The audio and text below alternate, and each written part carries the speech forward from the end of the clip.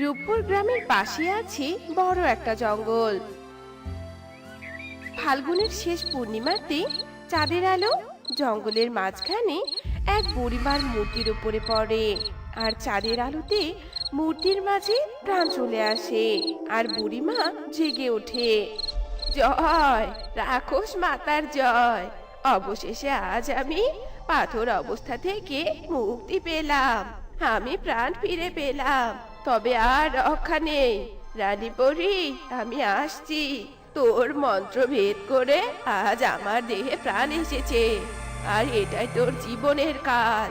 হ্যাঁ, এ কথা বলে বুড়িমা জাদু করে মেঘ গালিচা প্রকট করে, আর বুড়িমা মেঘ গালিচার উপরে ওঠে। তখনই মেঘ গালিচা বুড়িমাকে নিয়ে উড়তে শুরু করে, আর বুড়িমা পরিরাজ্যে গিয়ে পৌঁছায়।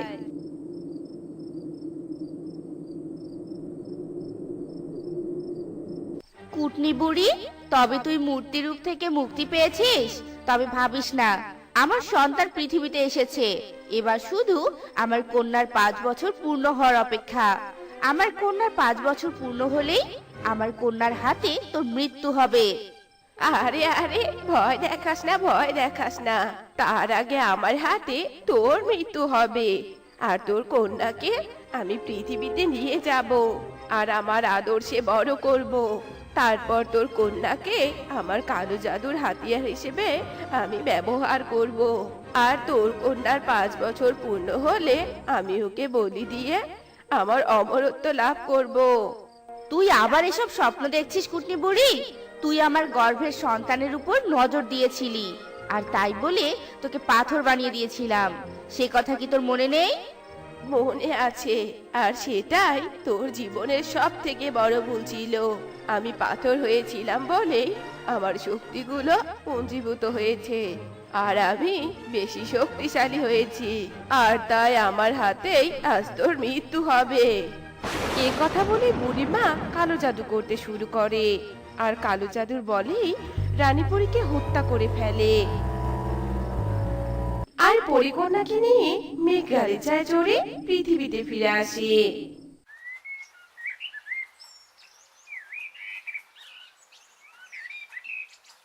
পরিকন্যা এখন আমার কাছে। আমার আজকে অনেক খুশি লাগছে, অনেক। তবে তো এমন বৃদ্ধা রূপে আর থাকা যাবে না।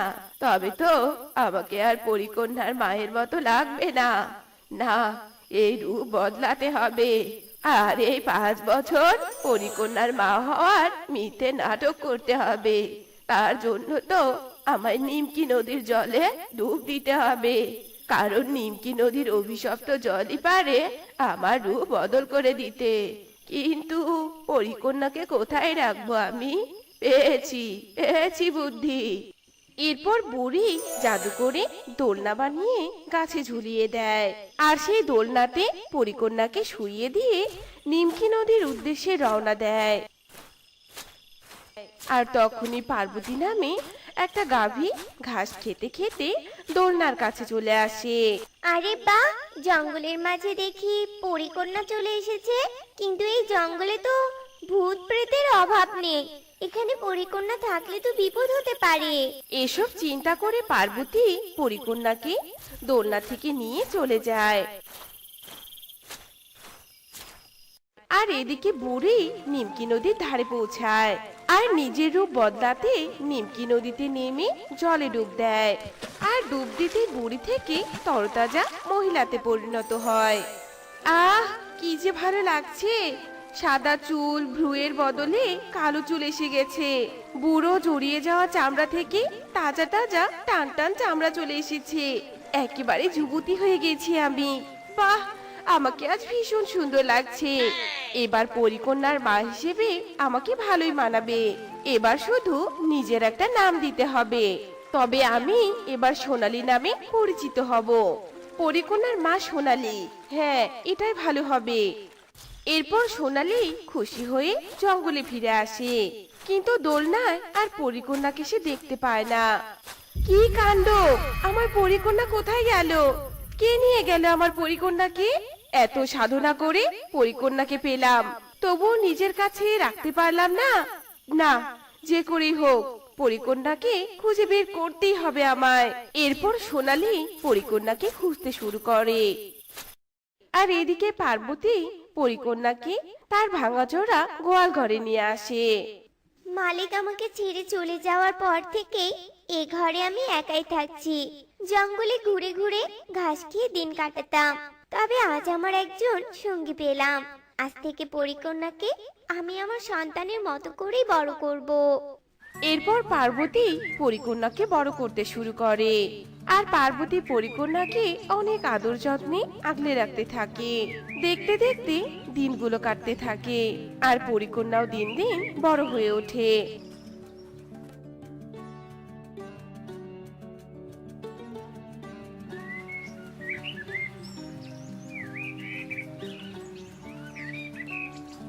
মা, ও মা, তুমি আমাকে ফেলে জঙ্গলে যাও কেন বলো তো? আজ আমি আর একা একা ঘরে থাকবো না, আমিও তোমার সাথে জঙ্গলে যাব। তুমি আমাকে নিয়ে চলো না। জেদ করিস না মা, তোকে আমি ওই জঙ্গলে নিয়ে যেতে পারবো না। জঙ্গলে গেলে তো তোর বিপদ হতে পারে, তুই বরং ঘরেই থাক। আর আমি জঙ্গলে গিয়ে শুধু তোর জন্য কিছু ফল নিয়ে আসবো। আমি আর ঘাস খাবো না, তবুও জেদ করিস না, ঘরেই থাক। এভাবেই বুঝিয়ে পার্বতী জঙ্গলে চলে যায়, আর জঙ্গলে গিয়ে ফল সংগ্রহ করে। দিনে দিনে কত কি দেখবো রে বাবা! আজকাল দেখছি গাভীও ফল খাওয়া শুরু করেছে। এবার তো তবে আর জঙ্গলে ফলই থাকবে না। না গো, তুমি ভুল করছো। আমি তো ফল খাবো না, এই ফল তো আমার কন্যা খাবে। কিন্তু তুমি এই জঙ্গলে কি করছো? এই জঙ্গলে তো সচরাচর কেউ আসে না। আমাকে নিয়ে ভাবিস না, তুই তোর কাজে যা। ইস, এসেছে আমাকে অযথা প্রশ্ন করতে। সোনালীর কথা শুনে পার্বতী চলে যায়। আর তখনই সোনালীর মাথায় একটা প্রশ্ন ঘুরতে শুরু করে। কি বললো এই গাভীটা? গাভীর আবার কন্যা আসবে কোথা থেকে? ব্যাপারটা তো সন্দেহ লাগছে। এরপর সোনালী পার্বতীর পিছু নেয়, আর সোনালী পার্বতীর ঘর অবধি চলে যায়। আর সেখানেই সোনালী পরিকন্যাকে দেখতে পায়। আর পরিকন্যাকে চিনতে সোনালীর একটুও ভুল হয় না। আরে, এই তো সেই পরিকন্যা। আর আমি কিনা এতদিন আকাশ পাতাল খুঁজেছি পরিকন্যাকে হাতের কাছে রেখে। তবে আর ভাবনা নেই, তবে পরিকন্যাটা গাভীর কাছেই থাক। পরিকন্যার 5 বছর পূর্ণ হতে আমি এখানে আসব, আর পরিকন্যাকে বলি দিব। এসব ভেবে সোনালী চলে যায়। আর দেখতে দেখতে আবারও ফাল্গুনের শেষ পূর্ণিমা চলে আসে। মা, ও মা, আবার শরীর ভীষণ ব্যথা করছে। আর আমার মাথায় যন্ত্রণা হচ্ছে। চারদিক অন্ধকার হয়ে আসছে। মা, মা, আমি তো কিছুই বুঝতে পারছি না। আমি তো একটা গাভী, আমি কি আর পরিদের ব্যাপার স্যাপার বুঝি? ঈশ্বর, তুমি আমার কন্যাকে ভালো করে দাও। পর্বতের এসব কথা শেষ হতে না হতেই সেখানে সোনালী চলে আসে, আর বলতে থাকে, শয়তান গাভী, যতই প্রার্থনা কর, তোর পরিকন্যার আর রক্ষে নেই। পরিকন্যাকে যে আজ আমি বলে দিব। শয়তান মহিলা, তুমি আবার এসেছো? তবে ভুলেও আমার কন্যার দিকে আগাবে না, ভালো হবে না বলে দিলাম। এমনিতেই আমার কন্যা অনেক যন্ত্রণা ভোগ করছে। পার্বতীর কথায় তোয়াক্কা না করে সোনালী পরিকন্যার দিকে এগোতে থাকে। আর পার্বতী রেগে গিয়ে সোনালীকে জোরে তার শিং দিয়ে গুঁতো দেয়। আর সোনালী ধপাস করে পড়ে যায়। আর ভীষণ রেগে গিয়ে জাদু করে পার্বতীকে বন্দি করে রাখে। আর আবারও পরিকন্যার দিকে যেতে থাকে। তখনই সেখানে রানীপরীর আত্মা প্রকট হয়। পরিকন্যা অসহায় গাভী, শয়তান কুটনি বুড়ি, আমি জানতাম এভাবে তুই আমার কন্যার সাথে খারাপ কিছুই করবি। তাই তো স্বর্গদেবীর অনুমতি নিয়ে আমি আত্মারূপে ফিরে এসেছি আমার সন্তানকে রক্ষা করতে আর তোকে হত্যা করতে, কারণ আমি আত্মারূপে ভীষণ শক্তিশালী। এ কথা বলে আত্মা জাদু করে সোনালীকে ভস্ম করে দেয়, আর জাদু করে পার্বতীকেও মুক্ত করে। তুমি আমার কন্যাকে আগলে রেখে ওর মা হয়ে উঠেছো, এতে আমি ভীষণ খুশি। তবে আজকের রাতের পর আমার কন্যা ভীষণ শক্তিশালী হয়ে যাবে।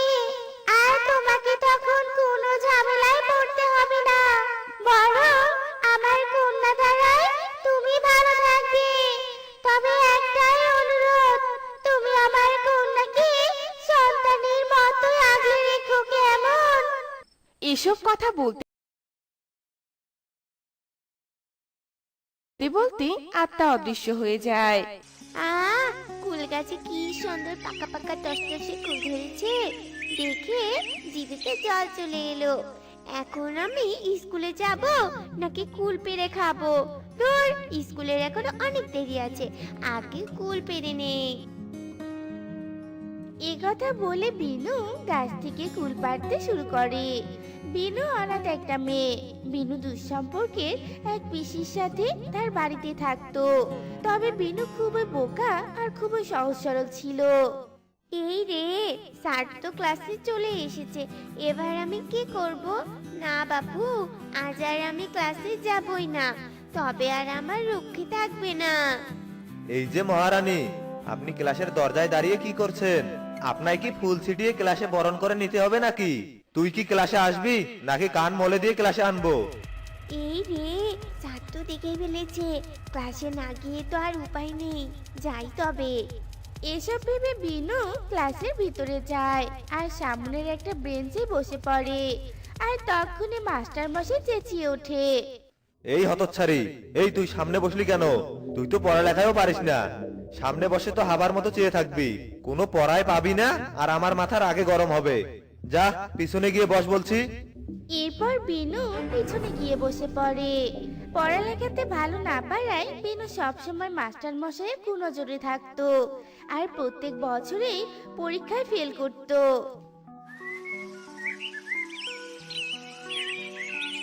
এবার তুই কি করবি বিনু? একে একে তো তিনবার পরীক্ষায় ফেল করলি। বলছি, তোকে দিয়ে তো কোনো পড়ালেখা হবে না, তার থেকে বরং কাল থেকে তুই আমার বাড়িতে ঝিয়ের কাজ করতে আসিস। আমি তোকে বেশ কিছু টাকা মাইনে দিব, আর কাল থেকে তোকে যেন ক্লাসে না দেখি। এসব কথা বলে মাস্টার মশাই রেগে চলে যেতে ধরে। আর তখনই বিনু মাস্টার মশাইয়ের কাছে গিয়ে কাঁদতে কাঁদতে বলে, দয়া করুন স্যার, এমন কথা বলবেন না, এবার আমি ভালোভাবে লেখাপড়া করব আর পরীক্ষাতেও পাশ করব। দয়া করে আপনি আমাকে ক্লাসে থাকার সুযোগ দিন, আমার যে পাশ করার বড্ড শখ। আচ্ছা, তুই আমার সাথে আমার বাড়িতে চল, তারপর তোর ব্যাপারে আমি ভেবে দেখব। এরপর বিনু মাস্টার মশাইয়ের সাথে তার বাড়িতে যায় আর মাস্টার মশাই ঘর থেকে একটা হাড়ি নিয়ে আসে। দেখ বিনু, এত কান্না করার কিছু নেই, আমি চাইলে তোকে পাশ করিয়ে দিতে পারি, তবে আমার একটা শর্ত আছে। কি সত্য স্যার, আপনি যা বলবেন আমি তাই মেনে নেব, দয়া করে আপনি আমাকে পাশ করিয়ে দিন। আচ্ছা ঠিক আছে, তবে তেমন কঠিন কোনো শর্ত নয়।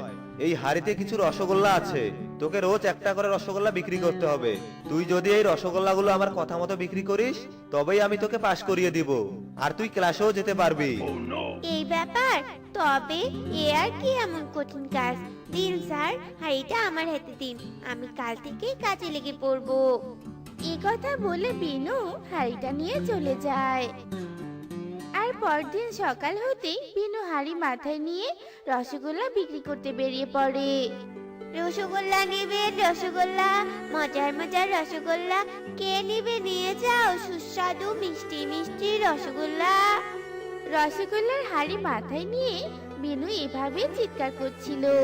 হঠাৎ বিনুর সাথে তার বান্ধবী নীলার দেখা হয়ে যায়। আরে বিনু, তবে এবার কাজে লেগে পড়েছিস? তবে ভালোই করেছিস, জানিস তো তোর দ্বারা তো আর পড়ালেখা হবে না।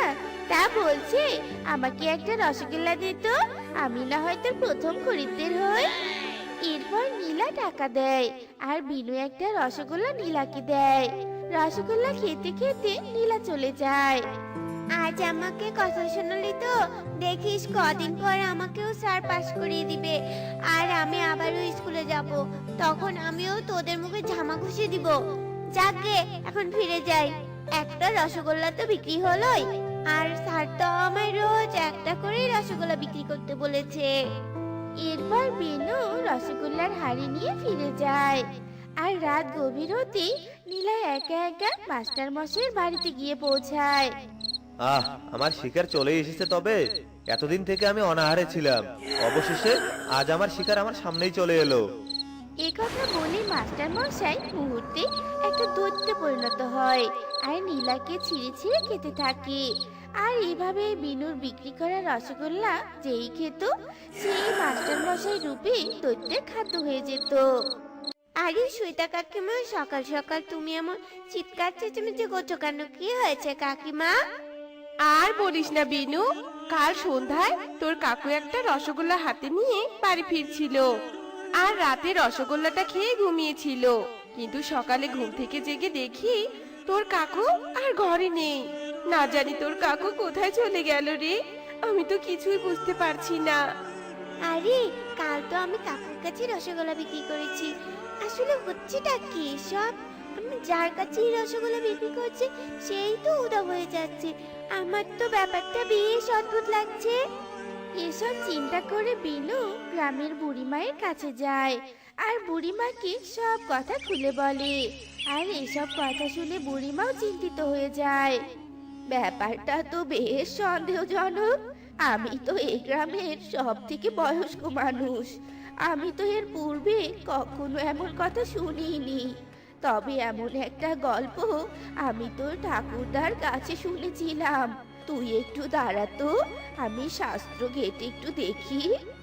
এরপর বুড়িমা ঘরে যায় আর তার আলমারি খুলে একটা পুরনো শাস্ত্রের বই বের করে নিয়ে আসে আর বইটা খুঁটিয়ে খুঁটিয়ে দেখতে থাকে।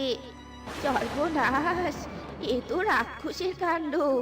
বিনু, তোর স্যার তো সাধারণ মানুষ নয়, তোর স্যার তো একটা রাক্ষস।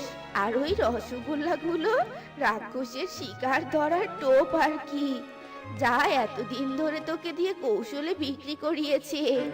কি সব বলছো বুড়িমা? স্যার রাক্ষস হতে যাবে কেন? নিশ্চয় এর মাঝে কোনো গন্ডগোল আছে। কিন্তু বুড়িমা, ওই রাক্ষসকে বধ করার কি কোনো উপায় নেই? আছে, আর শাস্ত্র মতে রাক্ষসকে বধ করার উপায় হলো পরিকন্যার 3 কলা গাছ। তুই যদি পরিকন্যার 3 কলা গাছের 3 রঙের কলা এনে ওই রাক্ষসকে খাওয়াতে পারিস, তবেই রাক্ষস ভস্ম হয়ে যাবে। নিশ্চয় আনবো, কারণ ওই রাক্ষস এতদিন আমাকে ব্যবহার করেছে। এবার আমি ওকে বধ করব। আপনি শুধু পরিকন্যার 3 কলা গাছের সন্ধান দিন আমাকে। এরপর বুড়িমা পরিকন্যার 3 কলা গাছের ঠিকানা বিনুকে বলে দেয় আর বিনু সেই অনুযায়ী গিয়ে 3 কলা গাছ থেকে 3 রঙের কলা নিয়ে আসে আর 3 রঙের কলার সাহায্যে বিশেষ পায়েস তৈরি করে আর সেই পায়েস নিয়ে মাস্টার মশাইয়ের বাড়িতে যায়। স্যার, আপনার হাড়ির সব রসগোল্লা বিক্রি করা শেষ। আর একটা রসগোল্লা ছিল, সেটা আমি খেয়েছি, তাই এই খালি হাড়িতে পায়েস বানিয়ে এনেছি। আমি তো আপনার সাথে পূরণ করেছি, এবার তো আপনি আমাকে পাস করিয়ে দিবেন। আর সেই আনন্দে আমি আপনাকে মিষ্টি মুখ করাতে চাই। খান স্যার, খান। বোকা মেয়ে, এত খুশি হওয়ার কি আছে? আজ তো তুই বোকামি করে রসগোল্লা খেয়েছিস, তবে আজ রাতে তো তুইও আমার পেটে যাবি। তোর আর পাশ করার স্বপ্ন পূরণ হবে না। তবে পায়েস যখন বানিয়ে এনেছিস, তবে তোর হাতের পায়েস খেয়েই নেই। এসব কথা চিন্তা করে মাস্টার রূপী রাক্ষস সে পায়েস খায় আর অমনি রাক্ষস রূপী প্রকট হয় আর রাক্ষস মূর্তি সেখানে ধ্বংসস্তূপে পরিণত হয়ে যায় আর সেই ধ্বংসস্তূপ থেকে পরিকন্যা জন্ম নেয়। তোমায় অনেক ধন্যবাদ গো, রাক্ষসকে ভস্ম করার জন্য। নয়তো আমি যে কখনোই মুক্তি পেতাম না জানো, কারণ রাক্ষস যে আমাকে আস্ত গিলে ফেলেছিল। আমার একটাই দোষ ছিল, আমি রাক্ষসের মরণ ফাঁদ 3 কলা গাছ তৈরি করেছিলাম। আর এই শয়তান রাক্ষসে তোমাদের মাস্টার মশাইকে হত্যা করে তার রূপ ধরেছিল আর এই গ্রামের মানুষদের খাচ্ছিল জানো। তবে এখন সবটা বুঝলাম, কিন্তু এত ধন্যবাদ তুমি আমাকে দিচ্ছ কেন? আমি তো তোমার 3 কলা গাছের কলার সাহায্যে রাক্ষসকে বধ করেছি। যাই হোক, তুমি যে আমায় মুক্ত করেছো তার জন্য কৃতজ্ঞ থাকবো। তবে এবার আমাকে পরিরাজ্যে ফিরতে হবে, কিন্তু পরিরাজ্যে ফেরার পূর্বে তোমায় কিছু উপহার দিতে চাই আমি। তুমি উপহারগুলো নাও। এরপর পরিকন্যা জাদু করে 1 হাড়ি সোনার মুদ্রা এনে বিনুকে দেয় আর পরিকন্যা চলে যায়। এভাবে বিনু রাক্ষসকে বধ করে আর পুরস্কৃত হয়। তো বন্ধুরা, আমাদের আজকের এই গল্পটি তোমাদের কাছে কেমন লেগেছে তা কমেন্টে জানাতে ভুলো না কিন্তু।